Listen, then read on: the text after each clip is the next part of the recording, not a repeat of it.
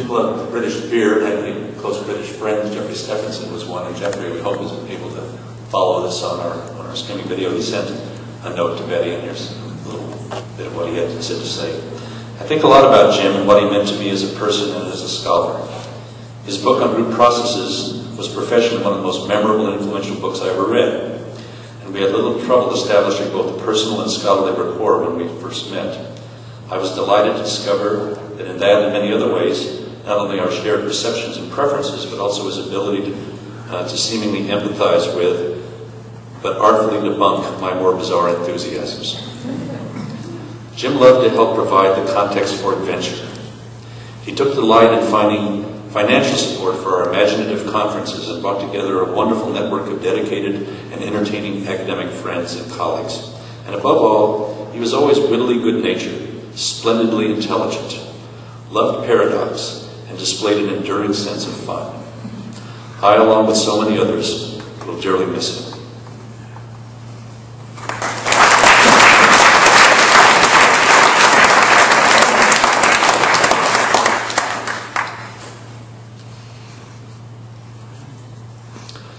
Gene Bernstein is a old friend of Jim's, and he wrote the following brief note. There was no one I looked forward to meeting more at a conference and seminars than Jim Davis. The room and the faces therein, mine in particular, lit up when he entered. Jim was my favorite social psychologist, not to mention a brilliant colleague of extraordinary warmth and wit, whose work I admired as well as envied. I will miss him dearly.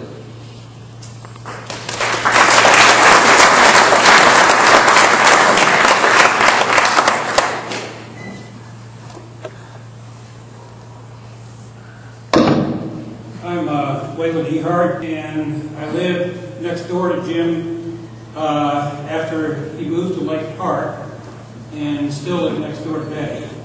I'm reminded of a story that sort of is emblematic of the thing I most admired in Jim myself, which was his really dry wit.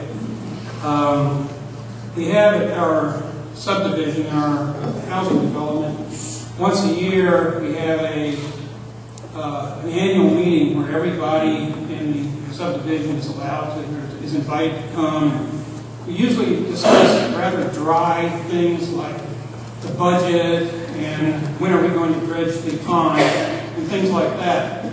But one year, where I happened just by chance to be sitting directly behind Jim and Betty at this annual meeting, a couple of neighbors got into a fight with each other, and they were in sequence take the podium and castigate each other and say what horrible people, each one say what horrible people the others were. And it really sunk into Jim's ability to assess a situation psychologically when he turned to Betty and in a very deadpan sort of way said, "This reminds me of group therapy."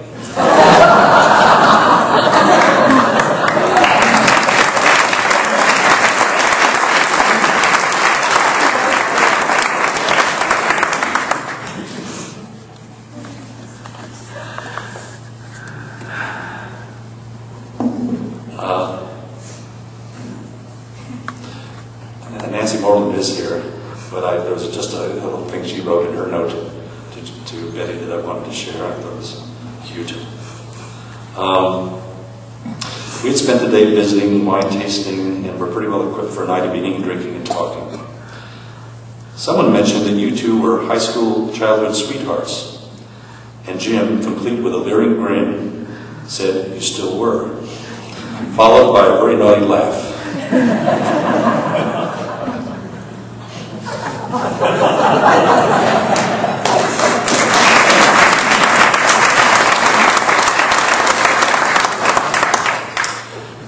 Several people have commented about how Jim made a big difference in their personal and professional life.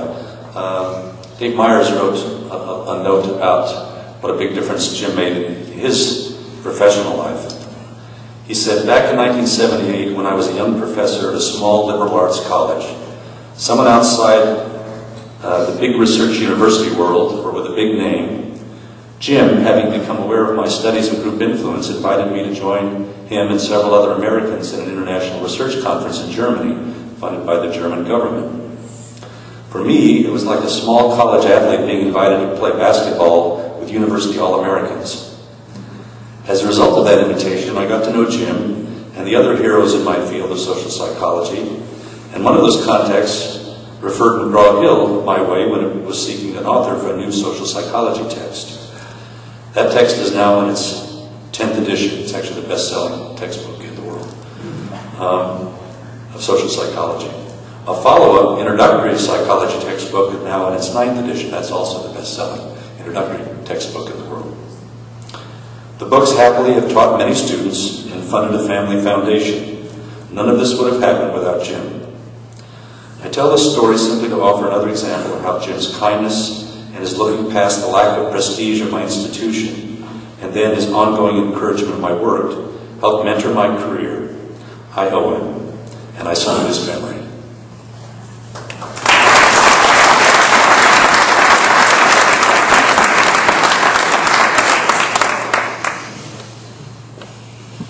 I've got lots more here, but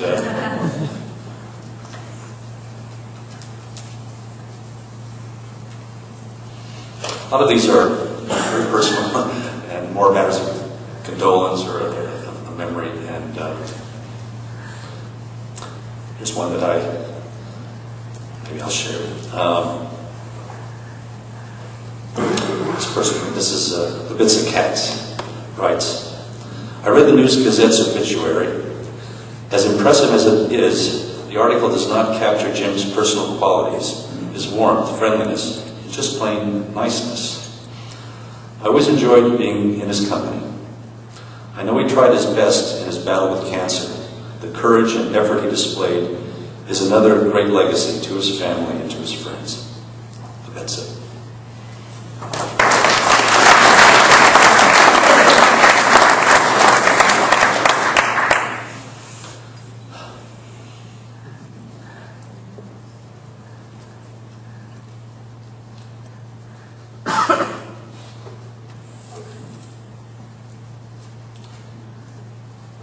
Well, we're supposed to move upstairs in a few minutes. If anybody else particularly would like to speak, then please come on. You're welcome to.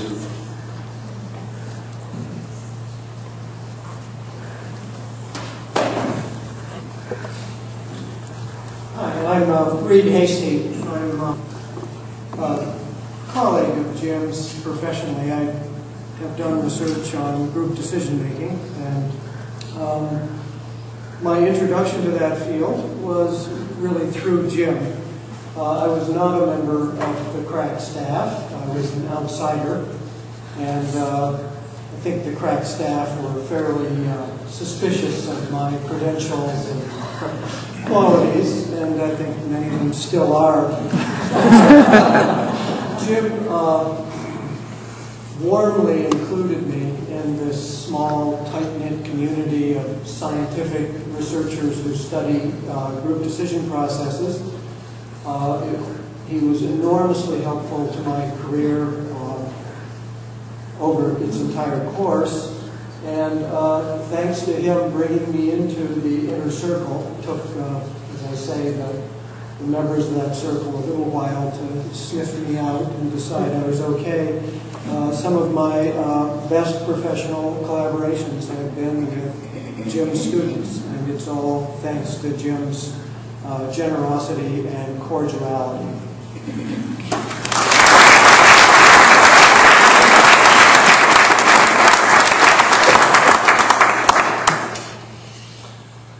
Well, before we all move upstairs to enjoy dinner and drinks together, I wanted to take a moment to thank some of the people who made today's event possible.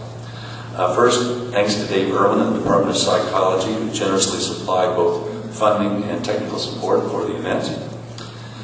Thanks to Marcia Daniels and the staff here at the Levis Center for all their efforts in setting up the facility for our get-together. Thanks to Pat Laughlin, to Scott Tyndale, and Craig Parks, who helped with the initial planning and organizing of the event. And special thanks to these folks, to Betty and to the children she and Jim brought into the world, Chris, Leah, and Steve. Over the last difficult months, they've sifted through old snapshots, their correspondence, many memories, to share them with us. Thanks for that. But even more, thanks for sharing Jim with us for so many years. The bar is open upstairs. Let's do Jim proud.